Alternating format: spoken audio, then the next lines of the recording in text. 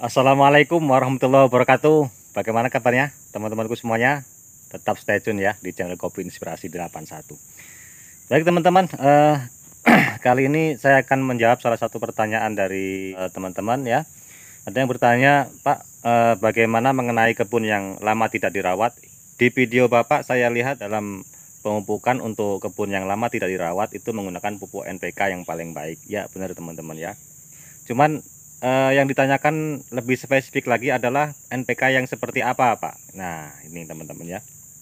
Jadi sawit yang lama tidak dirawat atau kebun sawit yang lama tidak dirawat itu otomatis kekurangan unsur hara semuanya ya. Yang paling simpel saja contohnya di pupuk makronya ya, di unsur hara N, P, dan K-nya.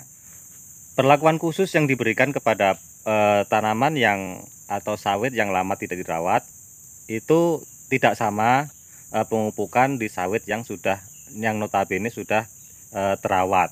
Nah, pupuk yang digunakan otomatis juga bisa jadi sama, bisa jadi berbeda. Nah, ini teman-teman tergantung situasi di lapangan ya teman-teman ya. Namun kalau kenyataannya adalah lama tidak dirawat dan terlihat baik di batangnya, daunnya maupun buahnya itu terlihat defisiensi ya terhadap ke semua unsur hara termasuk N, P, dan K. Nah, di sini teman-teman ya.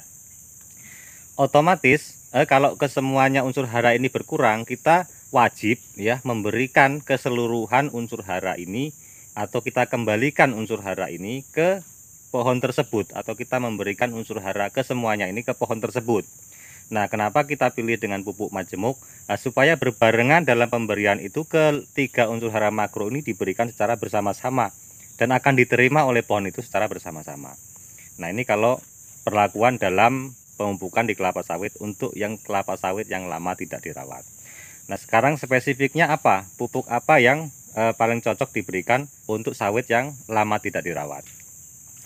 Ada beberapa pilihan teman-teman ya. Otomatis yang pertama berdasarkan umurnya ya kita lihat juga ya. Itu umumnya biasanya teman-teman membeli sawit yang sudah ada di lapangan ya atau di lahan.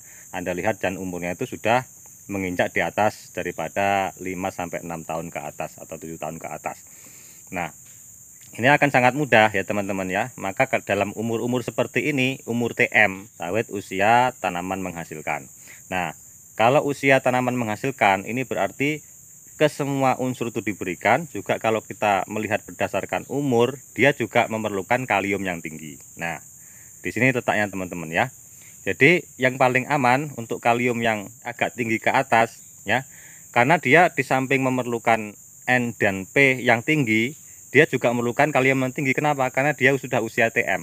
Keseimbangannya tidak bagus kalau dia kaliumnya terlalu rendah. Nah, maka sebaiknya kita menggunakan NPK yang pertama bisa menggunakan NPK 15 15 15 ya.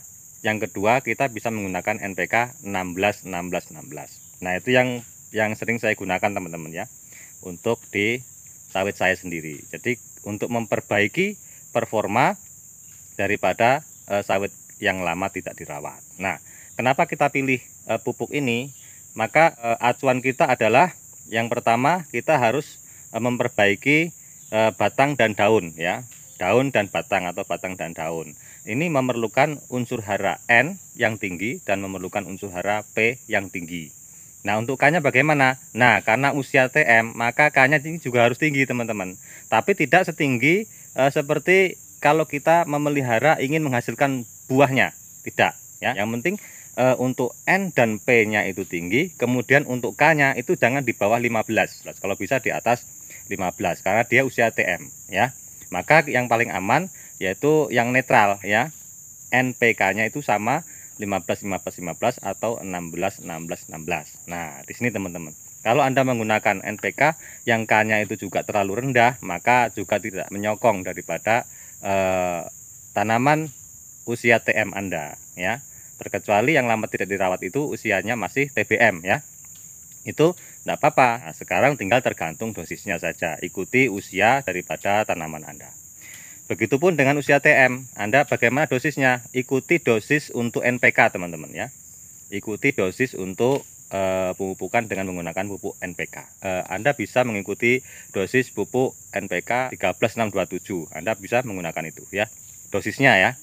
Nah, karena kenapa ngikuti dosisnya? Karena dia berdasarkan umur sawit ya. Ya, berapa kilo yang kita berikan untuk satu pohon. Nah, ini teman-teman ya. Tapi catat teman-teman, pupuknya yang asli ya. Kalau saya sering menggunakan, kalau enggak NPK Mutiara, NPK Yaramila, bisa juga Pak Tani ya. Jadi yang jelas-jelas saja lah teman-teman ya. Yang sekiranya pupuk itu memang sudah diakui dan memang kita praktekkan memang sangat baik ya. NPK bisa mahkota juga bisa. Saya sebutkan saja teman-teman mereknya, enggak apa-apa. Jadi apa namanya, supaya Anda tidak bertanya-tanya lagi. Nah, saya kira itu teman-teman, untuk teman-teman semuanya yang masih bertanya-tanya untuk sawit yang lama tidak dirawat itu menggunakan pupuk apa saja. Jadi saya simpulkan, Anda pakai saja pupuk NPK 15 15 15. Bisa juga Anda menggunakan NPK 16 16 16, tapi yang mereknya sudah teruji teman-teman ya, atau yang memang asli ya, itu saran saya. Jadi jangan nanti di belakang, saya sudah pakai NPK 16 tapi kok nggak bagus. Nah, NPK-nya jangan-jangan anu ya teman-teman ya. NPK ini sangat bagus teman-teman, K16 kayak Mutiara. Ini sudah tidak diragukan lagi. Anda pakai itu, maka daunnya akan sangat cepat membaik, kemudian batangnya juga akan cepat membaik.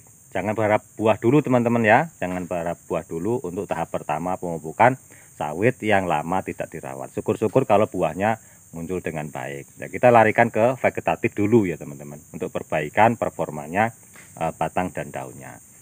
Oke, saya kira itu semoga berhasil teman-teman, bagi teman-teman yang sedang menjadi dokter sawit Anda dan sedang memperbaiki performa daripada batang dan daun sawit Anda. Semoga berhasil dan salam Kopi Inspirasi 81.